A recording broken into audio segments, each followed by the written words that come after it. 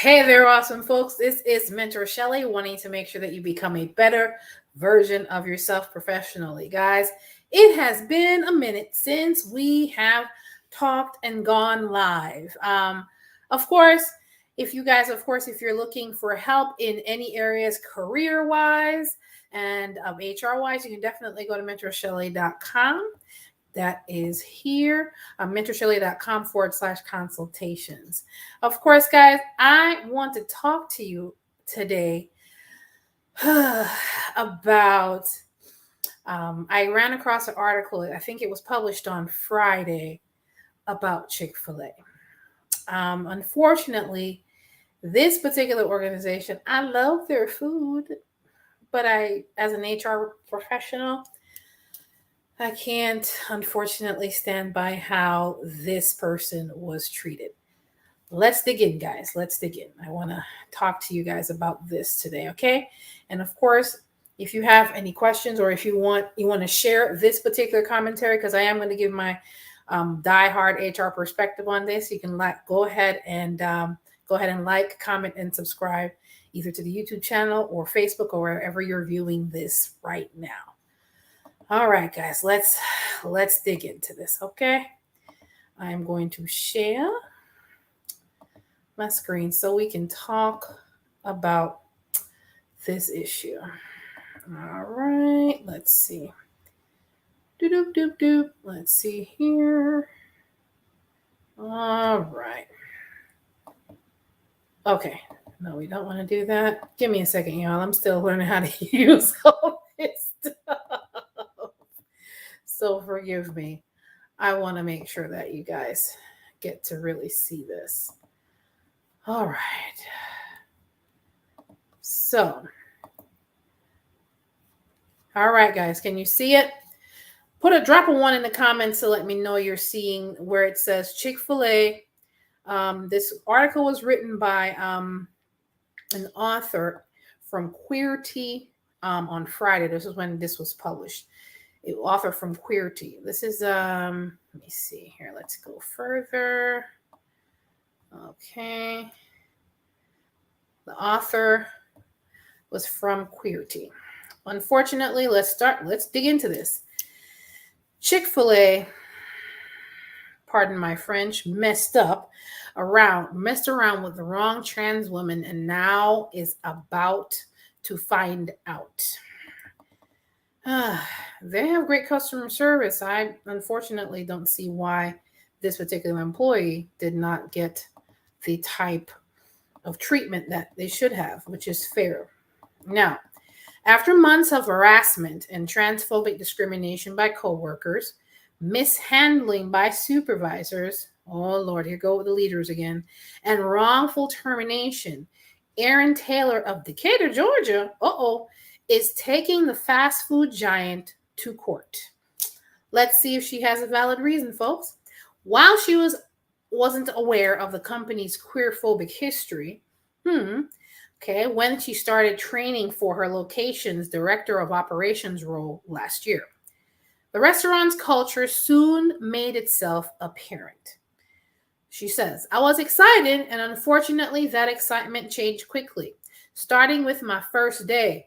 The first day, she tells NBC News. Oh, crap. This is already at NBC. Taylor says she almost immediately started to be harassed by coworkers with very vulgar comments, including explicit sexual passes at her. She hasn't even gotten through the HR orientation good yet. Sexual passes at her. Red flag. She reported this to her supervisor, but the complaint went unheard. Guys, mistake number one, the complaint went unheard. That's mistake number one. Sexual harassment, whether it be perceived or direct, needs to be addressed with documentation. Let's continue.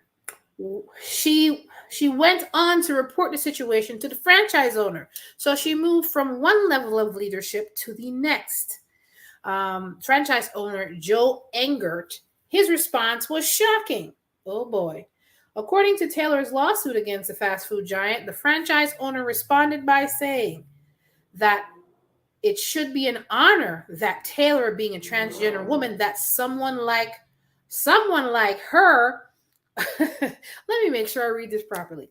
According to Taylor's lawsuit against the fast food giant, the female franchise owner responded by saying that it should be an honor that Taylor, being a transgender woman, that someone like her likes her enough to hit on her. Hold on, let me stop sharing for a second. Are you serious right now? Are you serious right now? First of all, the manager should have handled it. They didn't. And then, of course, the franchise owner responds in that way. Buddy, first of all, sexual harassment or harassment of any kind has federal laws backing up the fact that that's not something that's allowed in the workplace. I don't care who you are or what you identify as. Right is right and wrong is wrong. At both levels of leadership, that was the absolute positive wrong way to handle that situation. First of all, when it was reported to the supervisor, it should have been documented and it should have been handled. There should have been a discussion with the employee doing the harassment, and there should have been documentation placed on there. Of course, this is a fast food place. I'm not sure how they structure their human resources or their employee relations, but their employee relations should have absolutely been involved in this process. This is not okay. All right, guys, let's continue. Hold on. Let me go back to it. Oh, Lord, help school children. I can't. I cannot. Anyway, back to this. After her coworkers learned that she was transgender, Taylor also faced even more unprofessional and discriminatory behavior. EEOC is not going to allow that. A lot of transphobia started happening. She notes, stating that the countenance of the entire restaurant changed. Other employees who had ever known her as a woman started suddenly finding themselves unable to gender her correctly, and the verbal harassment from her main problem coworkers turned transphobic and violent. Oh, Lord. In November, she was given permission to leave work one day after a specifically bad bit of harassment. So this continued, a move that wasn't quite as gracious as it seemed. Taylor was soon fired for leaving during her shift. Okay, so they told her she could leave and then terminated her. Okay, all right. We're going to talk about at least 3 things that was wrong with this whole situation. Taylor was soon fired for leaving during her shift. This entire shifty situation seemed to her like an excuse for firing her for being transgender. After months of harassment, Taylor knew it was time to speak out and fight. She filed a discrimination charge, of course, with the EEOC, Equal Employment Opportunity Commission, later that month, and is now prepared to take the chain queerphobic discrimination on in court. In any professional environment, I would expect that company and the individuals working for that company to uphold themselves in a professional manner, she states. That did not happen. There's a video here talking about her situation, but I'm going to come back on the screen for you guys. Guys, I don't care if your personal preference is not to speak to people of whatever they choose to be. You always have to remain professional. The leaders on both occasions failed the company. They could not put their own personal biases aside to be professional and handle this situation the way they were supposed to. Number one, she was harassed by coworkers and it was reported to leadership. What did leadership do? Mistake number one. They did not handle it properly. They did not discuss who harassed her and why it doesn't matter who or why. It shouldn't happen. That's number one. That was mistake number one. Mistake number two, she went above the supervisor and went to the franchise owner. What did the franchise owner do? The franchise owner said, "Oh, you should be lucky somebody's even looking in your direction being who you are." That was stupid. I would expect a franchise owner to be smarter than that and to run his business free of any kind of harassment. Apparently, that is not the case. That was stupid. Not only that, that's strike two. Strike three, the rest of the employees all of a sudden are not giving her the respect. She's a transgender woman. All of a sudden, when they found out she was transgender, which is why a lot of people don't tell their business, when they found out she was transgender, all of a sudden they can't say that they have a problem with calling her by the proper pronoun that she requested. Strike three, the environment. It's a toxic, it's in her mind and in her situation, that created a toxic work environment. That's strike three. Strike four, they sent her home. She had permission to go home. And then when she went home, they used that as reason to terminate. So not only did they already have 3 strikes, employment law-wise, but they wrongfully terminated her. I'm sure the reason that they put on the termination was frivolous, which is why she has a solid case with the EEOC. She's talking to NBC News. That means she has a valid case. This is not going to just go, this is not going viral, or this is not being discussed on the news unless she has a solid case.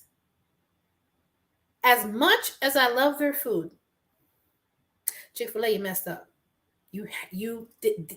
There was no kind of professionalism in how this situation went down. Whoever your human resources is, you're not listening to them, or they're inefficient. Not 1, not 2, not 3, but 4 different reasons for her. She could sue on all 4 counts at this point. Her concerns were not addressed. There was no documentation. Your leg, number 1 leg to stand on, is gone. Number 2, when you followed up with the leader ignored you. There's no documentation for that. Strike 3, you go to the franchise owner, and the franchise owner responds, "You should be lucky somebody's even looking in your direction." Further, not say poking the bear, further harassing this employee. I expected better from Chick-fil-A or a company of this caliber. It's unfortunate, but true. This could have all been prevented had they treated her fairly and equally like they treat every other employee. This lawsuit could have been avoided. Now I'm looking at them sideways. If this is your reputation, you only treat the employees well that you think looks normal, or you think is this, or you think is that. She's a human being. Treat her with respect. Period. And if you guys, if you have questions in regards to this, or you face something like that, drop a comment in the chat box. It doesn't matter personally what you think. The level of professionalism should never have gone to the level that it did. There was no professionalism in this whole situation. There was none. This employee was not treated fairly. All because she is in a protected class. This could have gone a completely different way, but number 1, they're not listening to their HR, or their HR is inefficient. I would expect a company of this size and their supposed reputation to do better. And I do not blame this person. I don't blame her for suing. The EEOC picked up the case because it's a valid case. If I hear anything else about this, I will definitely do a follow-up video on this, because at the end of the day, folks, Whether you're working, well, it doesn't matter what kind of environment you're working. A level of professionalism is expected at all times. Not only did they ignore what she wanted, it could have been something more dangerous. Her life could have been in jeopardy. All because you don't like those type of people. And take your ignorance and your bigotry outside. If you want to do that on your own personal time. But as a franchise owner, I expected better. As a person in leadership, the supervisor, where this all started to go downhill, I expected better. But guys, at the end of the day, you always have to remember that people will be people. And unfortunately, in professional environments, folks do some stupidness. This was stupid. This is going to cost them some money and some bad publicity. It's going to affect them in a bad way, in a negative way. I expected better from this organization, but then again, you'd be surprised what's going on in some of these organizations. Boy, look at here, because I would have never expected it from this organization, because whenever I have gone there as a customer, the service has always been wonderful. So I expected them to treat each other with the same respect that they treat their customers with, but apparently that's not the case, which is why this case is alive and well. It did not have to get this far. But guys, if you're dealing with anything like this, or you're you know somebody that's experiencing something like this and not sure where to turn or what to do next, you can definitely go to mentorshelly.com/contact, where you can leave me a voicemail or an email message. I'm more than happy to return your voicemail or email within 24 hours. If you want to discuss, drop down in the chat. Let me know that you either have or have overcome a situation like this, or you know somebody that's experiencing something like this. Guys, nobody should have their concerns ignored, especially when it's on the I'm being harassed, whether it be in a sexual nature or of a violent nature or any kind of nature. You should not, in any way, shape, or form, have to deal with harassment when you go to work. Everybody is there to do what? Take care of your responsibilities, that's on your job description, get paid, go home. You should be able to do that in a professional manner, even if it's at a fast food place. Professionalism does not go away because of where the workplace takes place. You're coming there to earn a check. Shame on the leaders for letting this get as far as it did. It did not need to go here. Even if the supervisor was out of line, the franchise owner should have known better, or at least consulted his HR person before he responded to her in that matter. You should be lucky somebody's even looking at you or liking you in that way. Are you serious?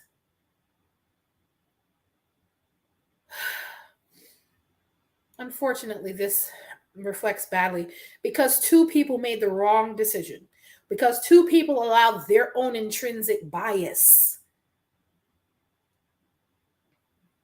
and used their intrinsic bias to terminate this employee unnecessarily, all because they don't like who she is. There's no excuse for that, folks. There's absolutely no excuse for that. But of course, guys, I want to make sure that I am here to help you guys go through and work through issues like this. And if you are going through anything like this, I'm going to put the link in the chat.